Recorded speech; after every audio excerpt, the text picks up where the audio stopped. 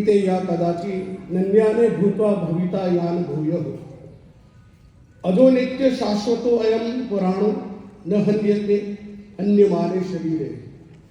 आत्मा के लिए किसी भी काल में न तो जन्म है न मृत्यु है, वह न तो कभी जन्मा है न जन्म लेता है और न जन्म लेगा। यह अजन्मा नित्य शाश्वत तथा पुरातन है। शरीर के मारे जाने पर भी मारा नहीं जाता।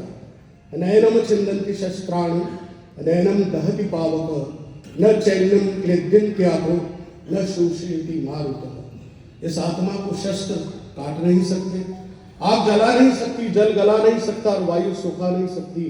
आज एक ऐसी आत्मा को हम अपने भावों से श्रद्धांजलि अर्पित करने के लिए श्रीमान युधिष्ठिर जी कुमावत की धर्मपत्नी श्रीमती सुंदर देवी के इस भावपूर्ण श्रद्धा सुमन अर्पित करने के लिए आज हम यहाँ सब एकत्रित हैं।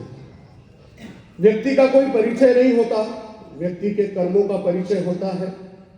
मैं यहाँ एक उद्घोषक के रूप में नहीं, परिवार का एक परिवारजन के नाते और इस परिवार में भाभियों में सबसे ज्यादा अगर मेरा भी किसी से बहुत ज्यादा संवाद रहा तो वो सुंदर भाभी से रहा। इसलिए मैं उनके भावों को अभिव्यक्त करने के लिए यहाँ आपके समकक्ष उपस्थित हूँ। कई बार अति वात्सल्यता और मुस्कान के बीच में इसी वाटिका में एक अंतिम पड़ाव के रूप में 4 महीने पहले जब उन्होंने एक उत्सव मनाया था, विवाह से भी ज्यादा आनंद का उत्सव युधिष्ठिर जी ने उस 50 वर्ष की अपनी वर्षगांठ को जब यहाँ किया था, तो शायद न तो युधिष्ठिर जी ने सोचा था न ही सुंदर भाभी ने जैसा सोचा कि वो उनके जीवन का एक अंतिम उत्सव साबित होगा। गौरवर्णा, संस्कारी, निरंतर अभ्यास में निरंतर प्रसन्न चित्त रहने वाली, जब वैभव नहीं था तब भी खिन्नता नहीं थी, विपन्नता नहीं थी, सेवा साधना सृजन जिसकी कोख में पलते रहे, वह जननी जिसने असहनीय पीड़ा को सहन करके भी जब 3 संतानों को प्रशांत, रोहित, मेघा, आज वो जब सोच रहे होंगे कि उनकी माँ एक असमय चली गई तो उनकी वेदना को मैं शब्दों में यहाँ अभिव्यक्त नहीं कर सकता। नाम सुंदर देवी, यथा नाम यथा काम, नाम से भी सुंदर, रंग रूप से भी सुंदर, कर्म से भी सुंदर। परिवार में हम कहने को तो पुरुष प्रधान होते हैं, लेकिन उस पुरुष प्रधान समाज के बीच में परिवार में नारी का प्रोफाइल एक गृहस्थ महिला के रूप में भले ही होता हो, लेकिन अंतोतगत वह शक्ति तो वो उस पुरुष की जो है वह नारी ही होती है। न ग्रहम ग्रह इत्यायु गृहिणी ग्रह उच्यते। इमारत घर नहीं होती, गृहिणी से ही घर होता है। और चेतन जी सुबह मुझे कह रहे थे कि सुंदर भाभी जब 1974 में आई थी तो चेतन जी और कुंदन जी दोनों के ये शब्द थे कि वो लक्ष्मी स्वरूपा के रूप में, माँ के रूप में आई थी और उसके बाद हमारे परिवार की उन्नति होनी शुरू हुई। संघर्षों में पली, अभावों के बीच में भी अपने जीवन का निर्माण किया। आंतरिक अनुभूति के अधिक शब्दों को यहाँ पिरोना बड़ा कठिन होता है, लेकिन भाव पकड़े जा सकते हैं। जब मैं शमशान में था तो मुझे एक शख्सियत हमारे शांतिलाल जी चपरोत मुझे मिले, एक शब्द बोला उन्होंने, लेकिन उस भाव को मैं यहाँ अभिव्यक्त करना चाहता हूँ। उन्होंने कहा लाड़ी परी की, लेकिन शब्द उनके अंदर से, नाभि से निकल रहे थे कि लाड़ी परीगी, यानी उनका आत्मीयतापूर्ण संबंध वहां परिलक्षित हो रहा था। अनुभूत सत्य का स्मरण मात्र है यहाँ पर। वो जो पल गुजारे गए, वो जो क्षण भोगे गए, उनको उन शब्दों में पिरो पाना शायद युधिष्ठिर जी के लिए भी संभव नहीं है। प्रारंभ में बाल्यकाल अवस्था में घर की मरम्मत में जब कुमावतपुरा में इनका मकान था, चांदपोल में उनका एक नया मकान बन रहा था, यहाँ किराए के मकान में रहते थे, तो यहाँ से कुछ औजार रह गए तो पिताजी ने जैसे तैसे संदेश कराया, तो यहाँ से दौड़ती हुई ये सुंदर भाभी वहां पर पहुंचती है और उन सारे औजारों को वहां पहुंचकर और खुद रेती उठाकर, फावड़े चलाकर, ईंट उठाकर एक श्रम की महत्ता का संदेश बचपन में जिस व्यक्तित्व ने सीखा, वो सुंदर व्यक्ति से भी सुंदर, नाम से भी सुंदर और काम से भी सुंदर। एक दिन सांप घर में निकल आया, तो सांप घर में निकले तो पुरुष भी एक बार तो किसी सांप पकड़ने वाले को ढूंढेंगे, और नारी यदि उस सांप को देख ले तो वो चिल्ला कर बैठ जाए, लेकिन स्वयं एक तगारी उठाई साहस भर के, और उस तगारी को उस नाक के ऊपर रखकर अपने उस अदम्य साहस का परिचय उन्होंने दिया और बाद में उसे वहां से हटाया। लक्ष्मी नारायण जी बाबूजी जो निरंतर केवल हाफ पैंट पहनकर दिन भर सतत कर्मशील बने रहते थे, ऐसे ससुर से उन्होंने जो सीखा वह अपने जीवन में उन्होंने उतारा। राजनीति के क्षेत्र में युधिष्ठिर जी कुमावत की जो सफलता दिखती है, उस सफलता के पीछे यदि कोई एक व्यक्ति का नाम आता है तो वो सुंदर भाभी का आता है। परोक्ष रूप में नहीं, प्रत्यक्ष रूप में, छाया के रूप में उस अघोषित मुक्ति की भावना उन्होंने युधिष्ठिर जी को अभय के रूप में प्रदान की कि जाओ मेरे पतिदेव, तुम जाओ राजनीतिक क्षेत्र में काम करो और पीछे से मैं इस परिवार की चिंता छोड़ दो, मैं इन बच्चों को संभालूंगी, इस परिवार को संभालूंगी। शायद यही एक मुक्ति थी युधिष्ठिर जी की कि वे इतने निर्भीक और निडर होकर राजनीतिक क्षेत्र में परिवार की चिंता छोड़कर वह निरंतर इस कर्म में चलते रहे। वह युग था संयुक्त परिवार का, जिसमें सातत्य होता था, शांत भाव होते थे, भाइयों को बांधे रखने की एक नैतिक जिम्मेदारी भी उस सुंदर भाभी की थी। कोमलता, कभी कठोर शब्द उनके मुंह से निकले नहीं। युधिष्ठिर जी तो फिर भी कठोर बोल जाते थे कभी, लेकिन उनके मुंह से कभी मैंने कठोर शब्द सुने नहीं। संवेदना से परिपूर्ण, करुणा से परिपूर्ण, स्नेह और ममता की परिचायक यदि कोई थी तो वो सुंदर भाभी थी। कठोर कर्म क्षेत्र में उतरकर भावों से परिवार के मनोबल को सींचने का काम किया। यहाँ मेरी शब्दों की सीढ़ियां बहुत सरल लग रही है, लेकिन जीवन के निष्ठुर यथार्थ से गुजरकर व्यक्ति जब तराशा जाता है तो वह वास्तव में सुंदर होता है, और उनका तो नाम ही सुंदर था।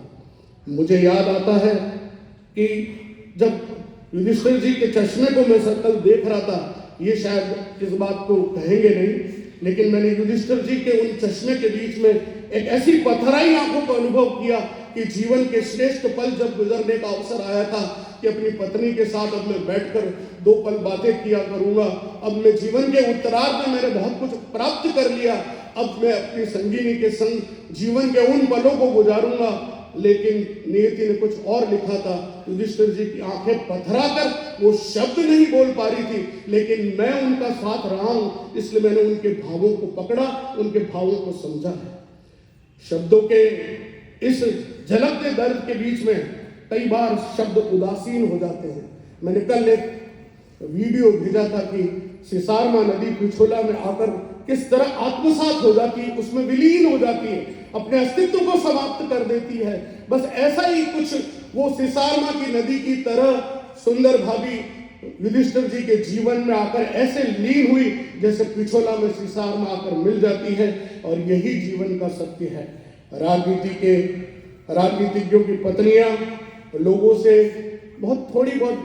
यहाँ बहुत से राजनीतिज्ञ बैठे हैं, उनकी पत्नियां कई बार लोगों से उपेक्षा का भाव रखती कि ये सुबह सुबह कैसे आ गए, लेकिन वो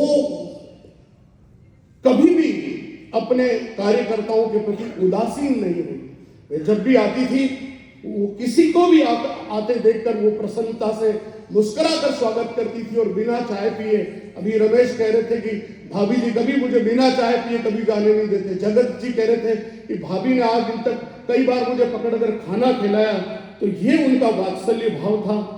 मैं सोचता हूँ युधिष्ठिर जी जब आलोक में शिक्षक थे, बहुत कम लोग जानते कि आलोक में शिक्षक की भूमिका इन्होंने निभाई, और हम दोनों जब एक साथ मोटरसाइकिल पर बैठकर जाते थे, मैं इनको लेने जाता था तो बहुत लेट हो जाते थे, कभी कभी लेट उठते थे, तो भाभी उनको कहती भाई साहब प्रदीप जी आप बैठो 2 मिनट मोबाइल, भाई साहब रे बस खाली चाय हो रही, और ये अंदर जाकर उठा के कहती थी कि प्रदीप जी आगे आप तुरंत तैयार हो जाओ। तो वो जो एक अपने पति के प्रति जो भाव था उनका कि उनके किसी भी स्तर पर किसी भी दृष्टि से लेश मात्र भी सम्मान में कभी न आने पाए, ये भाव मैंने सुंदर भाभी के बीच में देखा। मैं जानता हूँ शरीर से उनकी स्थूलता निरंतर बढ़ती रही। नाथद्वारा से यह जो परिवार चलकर आया था, तो लक्ष्मी नारायण जी बाबू जी ने इस परिवार को जिस तरह से एक बंद मुट्ठी की तरह सबको रखा, अभावों में भी संघर्ष में भी उन्होंने कभी शिकायत नहीं की। जब सुविधाएं बढ़ गई तो भी उनके जीवन में कभी अहंकार नहीं आया। शांत, धीर, संस्कारित, अतिरिक्त जिम्मेदारी राजनीति में भी उन्होंने निभाई। दक्षिण मंडल में भी वो उन्होंने काम किया। कुमाऊं समाज के कई सारे महिला मंडलों में उन्होंने काम किया। एक जब गोल्डन समय उनका आया था, तो जैसा मैंने कहा कि शायद ये अंतिम भावांजलि, श्रद्धांजलि शब्दों की, पुष्पों की और हमारे अपनों के उन अश्रुओं की, ये एक ऐसी भावांजलि है जो इस सभागार में आज हम दे रहे हैं। सुंदर देवी जी के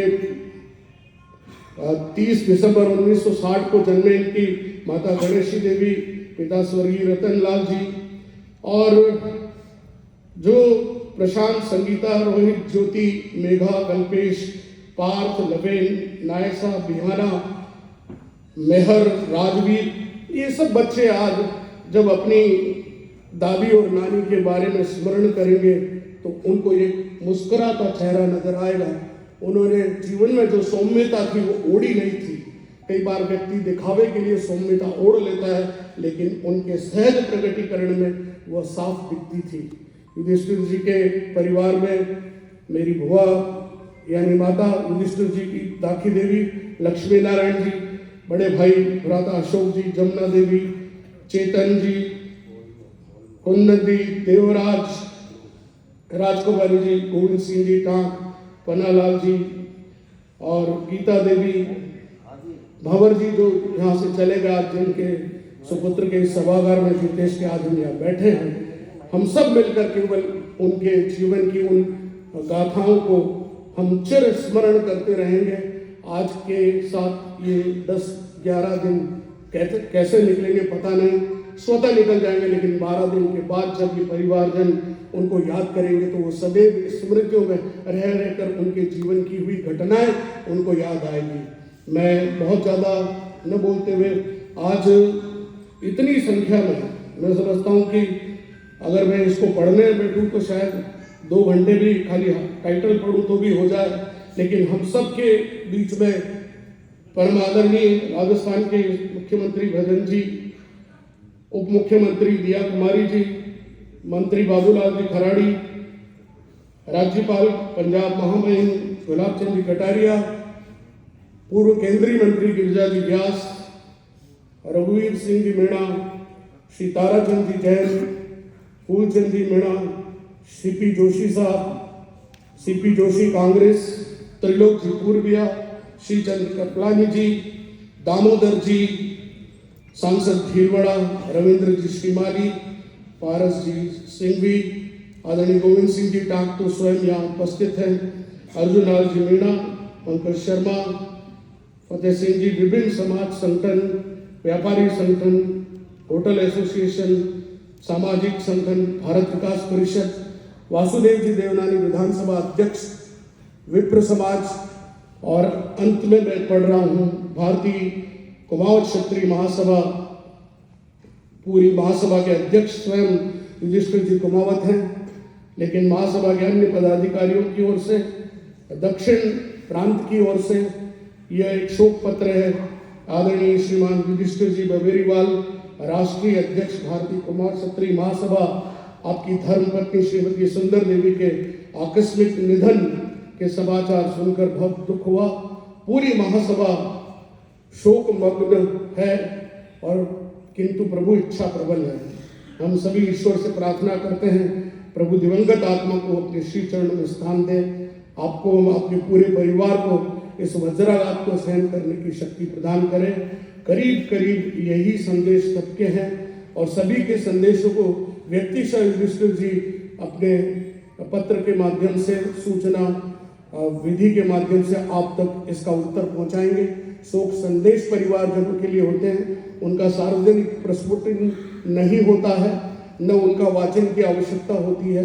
हम सब जिस भाव से यहाँ पर आए हैं, न तो हमारे मन में कहीं औपचारिकता का भाव है, न हमारे मन में कहीं लोक लज्जा का ये भाव है कि कहीं हम किसी न किसी दृष्टि से वहाँ आकर अपनी शक्ल दिखा दें। वास्तव में हम जब मिलकर यहाँ इकट्ठे होकर प्रार्थना के माध्यम से, किसी गायत्री मंत्र के माध्यम से जब किसी को श्रद्धांजलि देते हैं तो वो उस आत्मन तक पहुंचती है। कहते हैं आत्मा 3 दिन तक भटकती है और तीसरे दिन जब उसको इतने समूह के माध्यम से पुष्पांजलि अर्पित होती है तो वो मुक्ति के उस मार्ग पर चल जाती है। हम सब मिलकर युधिष्ठिर जी के जीवन के इस महत्वपूर्ण पक्ष को शायद अब वो अकेला महसूस करे, लेकिन उनकी सुंदर भाभी की जगह तो कोई ले नहीं सकता। लेकिन हम सब परिवारजन, हम सब इतने उदयपुर के लोग आपके साथ हैं। मैं समझ सकता हूँ कि आपकी पीड़ा कितनी है। शमशान में भी वो पीड़ा अभिव्यक्त नहीं हो रही थी, लेकिन वो पथराई हुई आंखों से मैं पढ़ पाया उन शब्दों को, और मैं अपनी इस वाणी के माध्यम से आप तक पहुंचा पाया। मेरे से कहीं अगर त्रुटि हुई तो मैं क्षमा मांगता हूँ। और आप सभी को जिन्होंने इतनी बड़ी संख्या में ये जो शोक पत्र दिए हैं, मैं परिवार की ओर से आभार देता हूँ। अपने शब्दों से मैंने जो शब्दांजलि दी है, श्रद्धांजलि दी है, मैं ईश्वर से यही कामना करता हूँ कि सुंदर भाभी को ईश्वर मोक्ष प्रदान करे। गीता के इस अध्याय के अनुसार वो स्वयं एक चेतन आत्मा थी, वो शरीर नहीं थी। शरीर तो मरण धर्म है, हम सबका जाएगा। वो अजर अमर है, हमारे मनों में हमेशा अमर रहेगी। बहुत बहुत धन्यवाद। जय श्री कृष्ण।